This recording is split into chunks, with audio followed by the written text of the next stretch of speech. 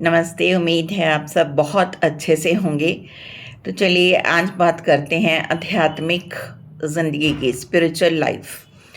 तो spiritual life जो है वो रिलेटेड है आर्ट ऑफ लिविंग से, कि जीवन जीने की कला क्या है, आप अपना जीवन किस तरह से जीते हैं। तो बहुत से लोग हैं जो मटेरियलिस्टिक लाइफ को ही अपना सब कुछ समझते हैं और आध्यात्मिक दृष्टि की, स्पिरिचुअल लाइट की उनमें कमी होती है। तो इस वजह से वो हमेशा ही समस्याओं से घिरे रहते हैं। तो ज़रूरत किस चीज़ की है? ज़रूरत है अपने अंदर जो हमारे अंदर अच्छा बुरा जो बैठा है, इनर सेल्फ है जो हमारा, उसको चेंज करने की ज़रूरत है। तो हमें जीने का नए तरीके जो हैं वो मिल जाएंगे यदि हम अध्यात्म की ओर बढ़ते हैं। तो इससे हमारे आंतरिक परिवर्तन तो होता ही है। आंतरिक परिवर्तन जब होता है तो हमारे व्यवहार विचार में भी परिवर्तन आता है और चित्त का पूरी तरह से रूपांतरण हो जाता है। अब इसकी आवश्यकता क्यों है? आगे जैसे ही हम ज़िंदगी में कुछ आगे आगे बढ़ते हैं तो कुछ प्रॉब्लम्स आती हैं। तो चाहे वो फिज़िकल हों, जैसे हेल्थ रिलेटेड कोई प्रॉब्लम्स आ गई, या कई बार खाने पीने में, आहार विहार में के संबंधी प्रॉब्लम्स होती हैं। तो लाइफ स्टाइल क्या है, हम ज़िंदगी को किस तरह से जी रहे हैं, उससे रिलेटेड भी प्रॉब्लम्स अराइज हो सकती हैं। तो आत्म कंट्रोल जो है वो बहुत ज़रूरी है, क्योंकि आत्म कंट्रोल से ही हमें अनुशासन आता है और हमें हमारी जो नेचर है, यानी कि जो कुदरत है, उसके नियमों का पालन करना चाहिए, उसके अगेंस्ट नहीं जाना है। उसके बाद आ जाता है मानसिक। मानसिक ये है कि बहुत सारे लोग जो हैं वो स्ट्रेस में रहते हैं। उनके पास सब कुछ होता है, लेकिन फिर भी वो लोग हैं वो सेटिस्फाइड नहीं होते सब कुछ होने के बावजूद भी। तो इसके लिए उनको चिंतन मनन करना चाहिए। अगर वो अध्यात्म की ओर बढ़ते हैं तो वो उनमें क्या क्या गुण उत्पन्न हो जाएंगे, वो सेवा करना सीख जाएंगे, उनमें नम्रता आ जाएगी, वो शांत रहना सीख जाएंगे, शालीनता आ जाएगी, वो मेंटल बैलेंस अपना कर पाएंगे। उसके बाद हम आते हैं आर्थिक। अब हमें कैसे कमाना चाहिए, कैसे पैसा कमाया जाए, और जो है जब पैसा हमारे पास नहीं होता तो बहुत सारी मेंटल प्रॉब्लम्स होती हैं, मेंटल प्रेशर क्रिएट हो जाता है। तो ऐसी स्थिति में हमें धैर्य रखना है, संयम रखना है, अपनी इच्छाओं पे कंट्रोल रखना होता है। तो जितना ज़रूरी है हम उतना ही खर्च करें।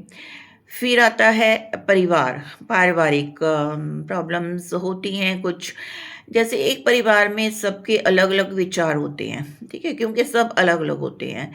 तो इससे क्या होता है कि जो पारिवारिक संस्था है, उसका उद्देश्य पूरा नहीं होता। अलग-अलग विचार होने की वजह से आपस में मनमुटाव हो जाते हैं। जो परिवार है वो पहली पाठशाला मानी गई है, लेकिन आजकल जो है परिवार टूटने लगे हैं। तो यदि हम अध्यात्म को सीखते हैं, अपना मनन चिंतन जो है उसको सही करते हैं, तो हम सीख सकेंगे कि कैसे परिवार में सहयोग से रहना है और विश्वास जो है परिवार में उसको विकसित करना है। उसके बाद आ जाती है बात आत्मा की, आत्मिक। तो इसमें चिंतन करना है, सुधार करना है, निर्माण करना है हमें। और आत्मचिंतन में आ जाता है कि आप क्या सोचते हैं और आप कैसे रहते हैं। तो सोचने की, रहने की स्किल्स जो हैं उनको डेवलप करना है आपको। तो एक संत इमर्सन हुए हैं, उन्होंने कहा कि अगर मुझे नर्क में भी भेज दिया जाए तो मैं उसको भी स्वर्ग बना लूँगा। कैसे बना लेंगे वो नर्क को स्वर्ग?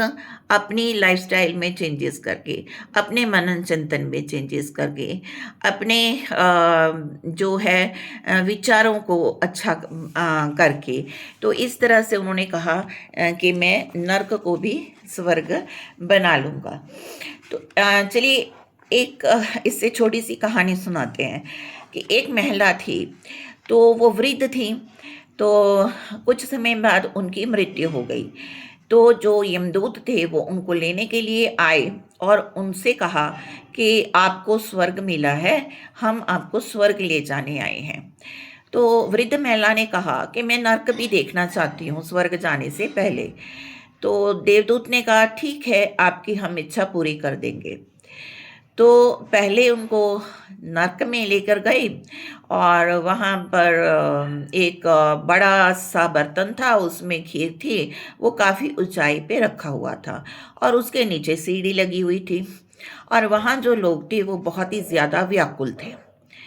और ये देखने के बाद वो स्वर्ग में गए, तो स्वर्ग में भी वही था, एक बड़ा-सा बर्तन था, उसमें खीर थी, ऊँचाई पे रखा था और नीचे सीढ़ी लगी थी। लेकिन वहाँ के जो लोग थे, वो बहुत ही खुश थे, शांत थे। तो उस वृद्ध महिला ने पूछा कि सिचुएशन तो दोनों जगह एक ही है कि तो लेकिन ऐसा क्यों है कि एक में लोग बहुत ज़्यादा व्याकुल हैं और दूसरे में लोग बड़े शांत बैठे हैं। तो उस ये बात फिर समझ में आई कि उन्होंने बताया कि जो नर्क के लोग हैं, वो खीर को खा नहीं पा रहे। क्यों? जब एक कोई जन ऊपर खीर लेने जाता है, तो दूसरा उसको नीचे की ओर खींच देता है। तो इस तरह से खीर किसी को मिल नहीं पाती। और स्वर्ग में क्या है, सबके हृदय में संयम है, शांत हैं वो, एक-दूसरे के सहयोग से चलते हैं, तो इसलिए एक-एक जाता है, खीर लेके आ जाता है और इस तरह सबको खीर मिल जाती है और वे सब खुश हैं। तो इस तरह आध्यात्मिक जब प्रगति होती है, तो हम हमारा जो नज़रिया है, वो ही बदल जाता है। आध्यात्मिक वातावरण जो होता है, वो मानव जीवन को गढ़ता है। तो इस तरह से हम देखते हैं कि जो वातावरण है वो जीवन पे बहुत प्रभाव डालता है और यदि आप अच्छे वातावरण में रह रहे हैं तो उसका प्रभाव जो भी अच्छा ही पड़ेगा और बुरे वातावरण का प्रभाव बुरा ही पड़ेगा। सपोर्टिव टीचर अगर आपको कोई मिल जाता है तो आप ग्रो करते हैं, लेकिन अगर टीचर सपोर्टिव नहीं होता तो आप ग्रो नहीं कर सकते। तो जो आपके मन की स्थिति होती है वही परिस्थिति बनती है। आपका मन अच्छा सोचने लगेगा तो आपकी सिचुएशंस भी अच्छी होती चली जाएँगी और अगर आपका मन जो है हमेशा ही बुरा सोचेगा, अनसैटिस्फाइड रहेगा, तो उसी तरह से आसपास की सिचुएशंस होती जाएँगी। तो हमें अच्छे विचारों को अपने भीतर लाना है और प्रेरणा से अच्छा माहौल पैदा करना है। अब हम आयाम की बात करते हैं, तो हमें उच्चतम भावनाएँ जो हैं, उत्तम विचार ये पैदा करने चाहिए क्योंकि ये एक विद्युत प्रवाह है। जैसे करंट जो है वो पास होता आगे की ओर पास होता है, तो उसी तरह उत्तम विचार और उच्चतम भावनाएँ यदि हम रखते हैं, तो वो हम दूसरों में भी जागृत कर सकते हैं। तो जितनी भी संचालित होने वाली एक्टिविटीज़ हैं उसमें चेंजेस आती हैं, जागरूकता के अनुपात ही जो है आता है चेंज। जितनी आप जागरूक हो, जितना आपने अपने खुद को अच्छी तरह से ढाला है, आत्मिक प्रगति की है, अपने विचारों को सही दिशा दी है, उतना ही चेंज आपकी ज़िंदगी में आएगा। तो हमने इंटेलिजेंस कोशेंट आईक्यू के बारे में सुना है, इमोशनल कोशेंट ईक्यू के बारे में सुना है। तो इसी तरह स्पिरिचुअल इंटेलिजेंस भी होती है। तो इसका अनंत संभावनाएं होती हैं। तो अगर हम चाहें तो सारी संभावनाएं ढूंढ सकते हैं इस स्पिरिचुअल इंटेलिजेंस से। तो अब मानव जीवन जो है उसमें क्या है आध्यात्मिक संभावनाएं। तो सबसे पहले है आध्यात्मिक परिष्कार। आध्यात्मिक परिष्कार में क्या है कि हमारे अंदर बहुत बहुत सारी संभावनाएं जो है कला जो है वो छुपी बैठी है। हर इंसान के अंदर कुछ न कुछ गुण होते हैं, ज़रूरत है उन गुणों को पहचानने की। तो हमारे अंदर छुपी हुई भावनाओं को, कला को हमने उभारना है, उसको पहचानना है। तो फिर दूसरा आ जाता है कि हमें अंतर्द्वंद से मुक्ति मिल जाती है। कई बार हमारे मन में ये कन्फ्लिक्ट शुरू हो जाते हैं कि मैं ये करूं कि ना करूं, ये ठीक रहेगा कि नहीं, ये नहीं ठीक रहेगा। तो कई बार मन भागने भी लग जाता है। तो हम इसको रिजॉल्व कैसे करेंगे? अपनी प्रतिभा से, अपनी इंटेलिजेंस से, अपने अपने गुणों से, अपनी कला से। तो परिष्कार के साथ जो है वो हमें मुक्ति मिलती है। उसके बाद आ जाता है संवेदनाओं का विस्तार। अब मान लो पेड़ जो है वो काटा नहीं गया, ठीक है, और उसे छोड़ दिया, तो पेड़ जो है वो सूख जाएगा, ठीक है। तो इसी तरह क्यों जो है पेड़ जो है उसमें भी प्राण होते हैं। तो हमें फीलिंग्स को समझना चाहिए। हम एक दूसरे की फीलिंग्स की कदर करें, रिस्पेक्ट करें, और जो अच्छे गुण हैं, सद्गुण हैं, उनको सीखें। क्योंकि जो इमोशनल सेटिस्फेक्शन है वो बहुत ज़्यादा ज़रूरी है। खुद की भी इमोशनल सेटिस्फेक्शन हम करें और दूसरों को भी इमोशनली सेटिस्फाइड करें। उनको हौसला दे के, उनको साथ दे के, अच्छी बातें बताकर, जैसे भी हो सके इमोशनल सेटिस्फेक्शन देना चाहिए। साथ ही साथ हमें रिस्पेक्ट देनी चाहिए सबको। अगर हम रिस्पेक्ट देते हैं तो उससे भी प्रोत्साहन बढ़ता है। और टाइम टाइम बहुत ज़्यादा इम्पॉर्टेंट है। चाहे वो छोटे बच्चे हों, बड़े हों, बुज़ुर्ग हों, सबको टाइम देने की ज़रूरत है। तो उसके बाद आ जाती है आपकी संकल्प शक्ति। अब संकल्प जो है उसका कोई विकल्प नहीं होता, ठीक है। इसमें बड़ी पावर होती है। तो स्पिरिचुअलिटी होती है।